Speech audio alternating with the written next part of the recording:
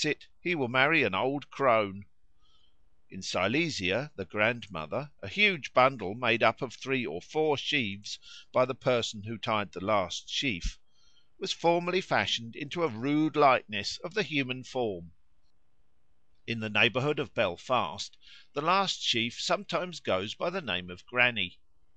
It is not cut in the usual way, but all the reapers throw their sickles at it and try to bring it down. It is plaited and kept till the next autumn. Whoever gets it will marry in the course of the year. Often the last sheaf is called the Old Woman or the Old Man. In Germany it is frequently shaped and dressed as a woman, and the person who cuts it or binds it is said to "get the Old Woman." At Altisheim in Swabia, when all the corn of a farm has been cut except a single strip, all the reapers stand in a row before the strip. Each cuts his share rapidly, and he who gives the last cut has the Old Woman. When the sheaves are being set up in heaps, the person who gets hold of the Old Woman, which is the largest and thickest of all the sheaves, is jeered at by the rest, who call out to him, "He has the Old Woman and must keep her." The woman who binds the last sheaf is sometimes herself called the Old Woman, and it is said that she will be married in the next year. In Neusaas, West Prussia, both the last sheaf, which is dressed up in jacket, hat, and ribbons, and the woman who binds it are called the Old Woman. Together they are brought home on the last waggon and are drenched with water. In various parts of North Germany the last sheaf at harvest is made up into a human effigy and called the Old Man, and the woman who bound it is said to "have the Old Man." In West Prussia, when the last rye is being raked together, the women and girls hurry with the work, for none of them likes to be the last and to get the "Old Man," that is, a puppet made out of the last sheaf, which must be carried before the other reapers by the person who was the last to finish. In Silesia the last sheaf is called the Old Woman or the Old Man, and is the theme of many jests. It is made unusually large, and is sometimes weighted with a stone. Among the Wends the man or woman who binds the last sheaf at wheat harvest is said to "have the Old Man." A puppet is made out of the wheaten straw and ears in the likeness of a man and decked with flowers.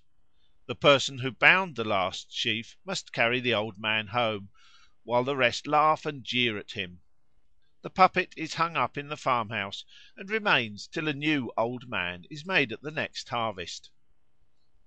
In some of these customs, as Mannhardt has remarked, the person who is called by the same name as the last sheaf, and sits beside it on the last waggon, is obviously identified with it.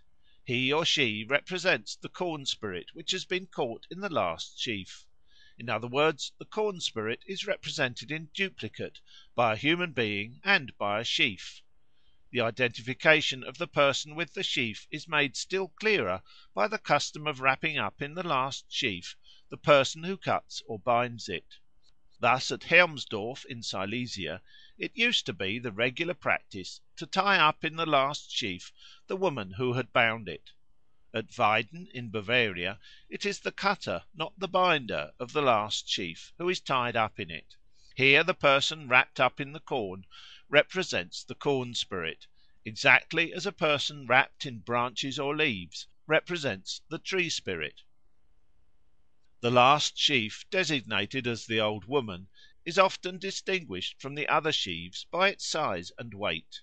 Thus in some villages of West Prussia the Old Woman is made twice as long and thick as a common sheaf, and a stone is fastened in the middle of it. Sometimes it is made so heavy that a man can barely lift it. At Alt Pilau in Samland 8 or 9 sheaves are often tied together to make the Old Woman, and the man who sets it up grumbles at its weight. At Itzgrund in Saxe Coburg the last sheaf, called the Old Woman, is made large with the express intention of thereby securing a good crop next year. Thus the custom of making the last sheaf unusually large or heavy is a charm, working by sympathetic magic, to ensure a large and heavy crop at the following harvest. In Scotland, when the last corn was cut after Hallowmas, the female figure made out of it was sometimes called the Carlin or Carline, that is, the Old Woman. But if cut before Hallowmas, it was called the Maiden; if cut after sunset, it was called the Witch, being supposed to bring bad luck. Among the Highlanders of Scotland the last corn cut at harvest is known either as the Old Wife (Cailleach) or as the Maiden. On the whole the former name seems to prevail in the western and the latter in the central and eastern districts.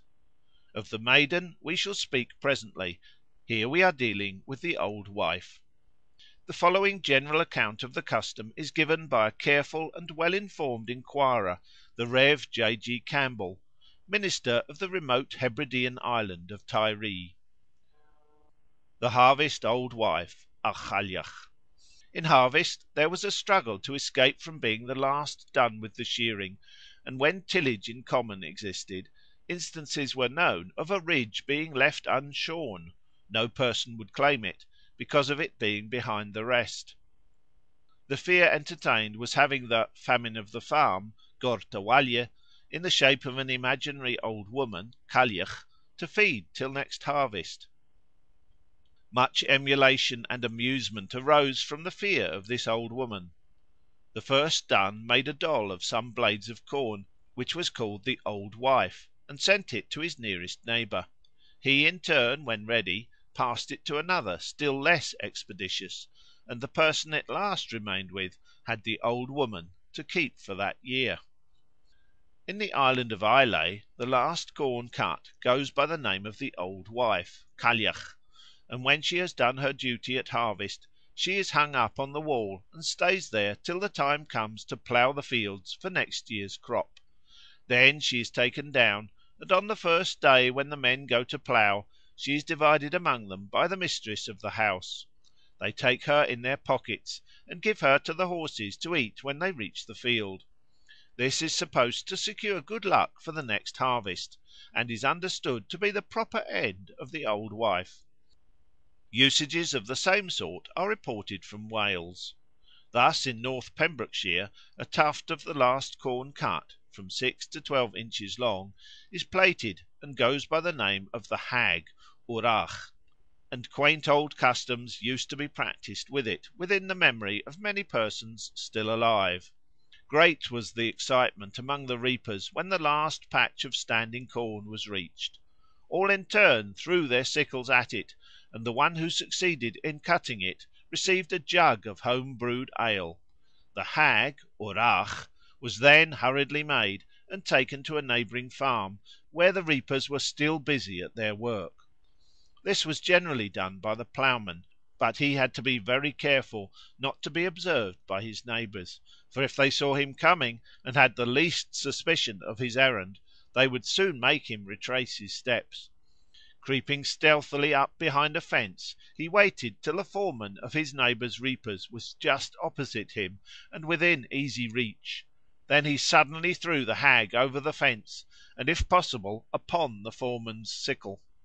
At that he took to his heels and made off as fast as he could run, and he was a lucky man if he escaped without being caught or cut by the flying sickles which the infuriated reapers hurled after him. In other cases the Hag was brought home to the farmhouse by one of the reapers. He did his best to bring it home dry and without being observed, but he was apt to be roughly handled by the people of the house if they suspected his errand. Sometimes they stripped him of most of his clothes; sometimes they would drench him with water which had been carefully stored in buckets and pans for the purpose. If, however, he succeeded in bringing the Hag in dry and unobserved, the master of the house had to pay him a small fine, or sometimes a jug of beer from the cask next to the wall, which seems to have commonly held the best beer, would be demanded by the bearer. The Hag was then carefully hung on a nail in the hall or elsewhere, and kept there all the year. The custom of bringing in the Hag (wrach) into the house and hanging it up still exists in some farms of North Pembrokeshire, but the ancient ceremonies which have just been described are now discontinued. In County Antrim, down to some years ago.